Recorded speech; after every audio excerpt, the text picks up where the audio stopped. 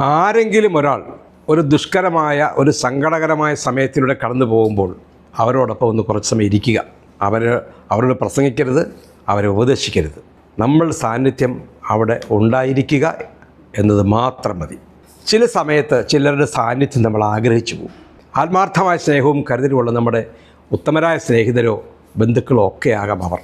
ജീവിതത്തിൽ സന്തോഷം ഉണ്ടാകുമ്പോൾ ഓടി വരുന്നത് പോലെ സങ്കടങ്ങൾ ഉണ്ടാകുമ്പോഴും ഓടിയെത്തണം. നാനാവിധത്തിലുള്ള പ്രശ്നങ്ങളിൽ, പ്രതിസന്ധികളിൽ ചുറ്റിത്തിരിയുന്ന മനുഷ്യർക്ക് ആ പ്രശ്നങ്ങളിൽ സാന്ത്വന ആവശ്യമാണ്.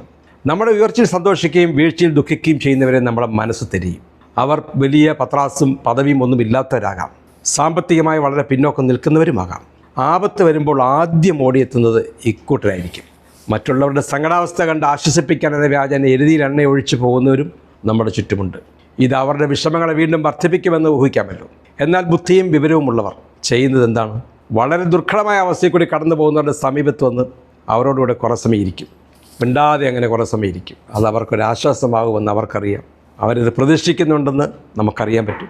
യാതൊരു സംസാരവും ഉപദേശവും അവരുടെ ഭാഗത്തു ഉണ്ടാവുകയുമില്ല. സമാധാനത്തോടെ അവരോടൊപ്പം ഒന്നും മിണ്ടാതെ ഉരിയാടാതെ അങ്ങനെ ഇരിക്കുമ്പോൾ വേദനിക്കുന്നവർക്കത് വലിയൊരു സാന്ത്വനമാവും, ആശ്വാസമാവും. അവരുടെ ഇടയിൽ വീഴുന്ന നിശബ്ദത എത്ര വാചാലമായിരുന്നുവെന്ന് പിന്നീടാണ് അവർ തിരിച്ചറിയുന്നത്. ആ മൗനം ദുഃഖങ്ങൾ അകറ്റുന്ന മരുന്നാണ്. ശുഭദിനം.